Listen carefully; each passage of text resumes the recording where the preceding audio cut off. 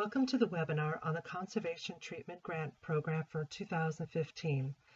This program is administered by the Greater Hudson Heritage Network. I am Priscilla Brendler, Executive Director.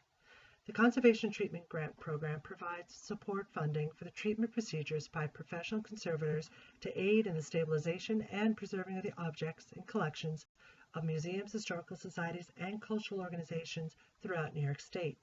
Please note the new deadline. This year, the deadline is on March 2nd, 2015.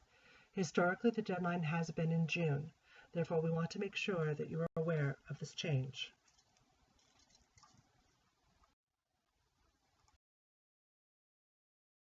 The Conservation Treatment Program provides support for treatment procedures by professional conservators to aid in the stabilization and preserving of objects in their collections.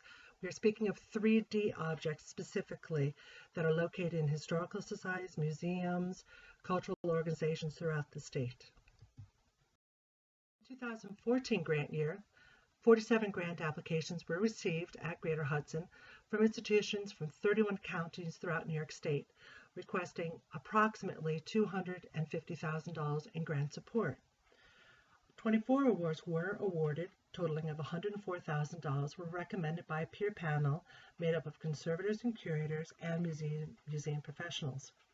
Of the 24 institutions that received the funding, 17 received full funding, and the other received partial funding. And in 2014, the awards range very widely from $1,180 to the full grant award amount of $7,500.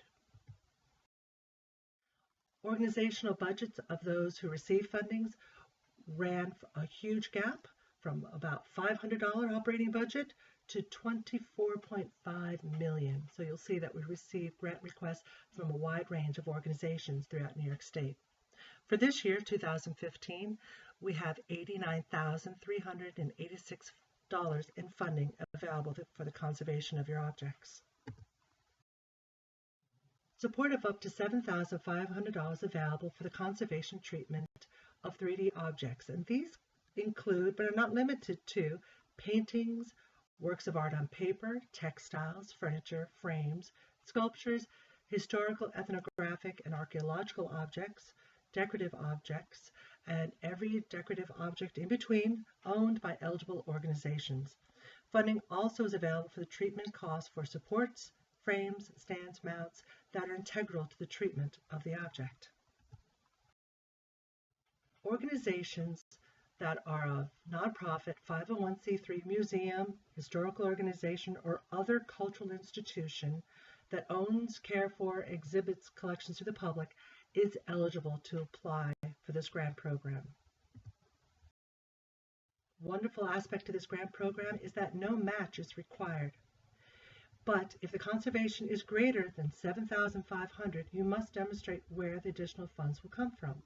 So for an example, if you are coming in for a request and your request is for object conservation is $8,000, you can ask for up to $7,500, but you must demonstrate where the additional $500 are coming from.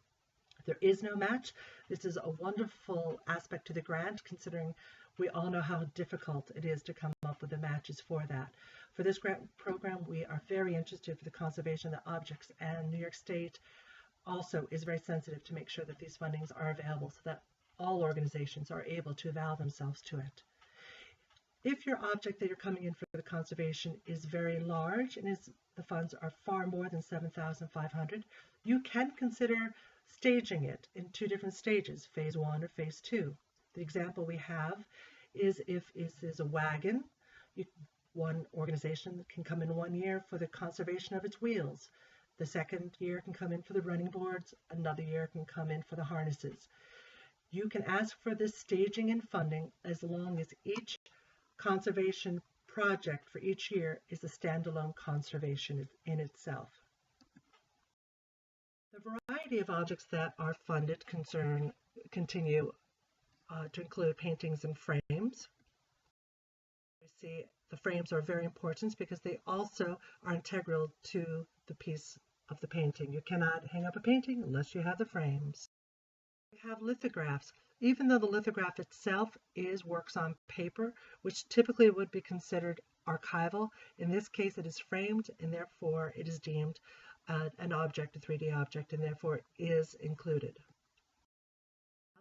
These can range between clothing, dress, uniforms, a wide variety of different objects. Are also commonly brought in for request as well. So are different promotional and political banners, such as the one you see here. Furniture, tables, lamps, lanterns that you can see, architectural elements, these are also included. Door sculptures can be requested. This is a little bit more complicated of request, as it will require an architect's report and an engineer's report. This is because we want to make sure that the stabilization of the object when it is outside is stable and will not fall over, such as the object you see in the upper right hand corner, the cube balancing on its point. We want to make sure that there is an engineer's report accompanying the conservator's report to make sure that the object is stable and it will not be for a safety hazard. Archaeological objects have been funded in the past. We have both Egyptian objects such as the mummified cat, Aztec, Mayan, and quite a number of Native American objects, specifically Iroquois, such as the coiled pot on the lower left-hand side. Work encompasses a wide range, everything from quilt to tapestries to very simple crochet pieces. Here we have a lovely piece of needlework that is framed. Also mourning pictures, which is a crewel work, which is framed and is both textile and is also a framed piece of art. Miscellaneous objects are also funded, such as this globe, tavern signs, just objects that can be exhibited at different museums, hammocks, buttons, glass, and a wide range of carriages, farm equipment, and tools. Framed photographs are included. Traditionally, archival materials are not funded by this program. However, if the photograph is framed and held up on the wall, it is seen as a 3D object and therefore is fundable. An example of more photographs and their frames, which are both eligible for funding. What we do not fund are salaries and any preventative care, rehousing or reformatting of objects, purchase of furniture or upgrading environmental systems, and very specifically, any archival collections are not eligible for funding. Documents that are bound, ledgers, etc. are not fundable. Environmental controls, a hydrometer, the PEM2 monitors. Primary documents, which could be letters, receipts, journals, they are not fundable. The carts and the racks for them to be housed in your archives are not fundable. Housing for your archival supplies are not fundable. Typically, neither is staff. The application for the 2015 Conservation Treatment Program can be found on our website with a very simple Word document or a PDF that is a writable application form. We're going to do a little quick quiz here. We'll call it, is it fundable? Here we have an object. It is a hand-painted works on paper, which you can see here. It is paper. Question is it fundable? Technically, yes, this is fundable. Even though it is a paper document, because it is hand-painted, it is considered a work of art, and therefore it is fundable. This specifically is a ketubah, which is a wedding contract. Here we have a box of loose photographs that are rolled up like little burritos, and you can see they're unrolled on the right-hand side. This is not fundable, even though photographs have been funded when they are framed, because this one is not framed, therefore is specifically seen as archival and is not eligible for funding. Printed maps. This wonderful map, as you can see, is colored. However, it is colored by printing, not by hand coloring. Therefore, this is seen as archival and not funded. Scrapbooks. Everybody loves scrapbooks. They are a wonderful piece of history. However, they are extremely complicated for the conservation of these objects. As you can see, they contain a multiple variety of material types. We have buttons, shells, paper, organic in the upper right-hand corner, hair, leaves, newspaper, which is highly acidic and very unstable as well. Because these are bound and put in a book, they are also considered as archival. Maps, Sanborn maps, they're wonderful documents to look at. Typically they are bound and they are also archival and not funded. Ephemera, tickets, playing cards, postcards, etc. These are wonderful pieces. They're very fun to look at. We highly value them, but again, they are deemed as archival. We at Greater Hudson Heritage Network are not allowed to recommend any conservator for you. However, we do have a wonderful resource for you. This is the American Institute for the Conservation of Historic and Artistic Works, known fondly as AIC. The website is listed here. This organization provides a listing of professional conservators throughout the nation, and it also has a searchable search engine for you to find these conservators. All you would have to do is go to this website, click on the link that says Find a Conservator, enter in your zip code, how far you would like to travel, 50 miles, 100 miles, 250, and the material object you are trying to conserve. It will then generate a list of conservators that would be applicable for this. If you have any questions, you can also give them a call. They are a wonderful group and it would be very interested to help you. Guidelines for an application are available online at the Greater Hudson website. All you would need to do is go to www.greaterhudson.org.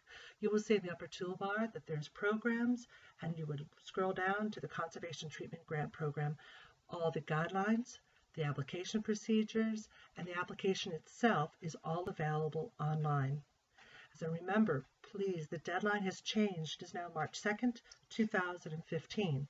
All applications must be postmarked by 5 o'clock on March 2nd. We do not actually have to have it in our hands by the end of that day, but it must be postmarked in order to be eligible. I'd like to sincerely thank the New York State Council on the Arts for the continued funding of this program. New York State is in a wonderful position to have this funding opportunity. It's one of only maybe 2 states in the entire nation where the State Arts Council provides funding for the objects of collections in museums and historical organizations. Most other states would need to apply on a federal level. Thanks to New York State Council on the Arts, we have this funding available to ensure the preservation and conservation of these priceless cultural treasures for New York State. So we would like to thank NYSCA for their ongoing support. If you have any questions regarding your application or would like to talk through the eligibility of a particular object for conservation, I strongly recommend you give me a call, Priscilla Brendler, at the number you see listed, or email me at director@greaterhudson.org. There are some subtle nuances to this grant program, and it's better for you to give me a call to talk it through or to discuss the eligibility of the particular object you're interested in having conserved. It's better to find out ahead of time than to put the work into the application only to find out that the object is not eligible. There are organizations who call me more than once throughout this application period to make sure that they have handled and answered all the questions correctly, and I am more than delighted to speak with you. In the meantime, please keep in mind the new change of the deadline, which is March 2nd, 2015. If you have any questions, please give me a call. Otherwise, we wish you all the best of luck with your grant application, and thank you so much for your time in viewing this webinar on the Conservation Treatment Grant Program.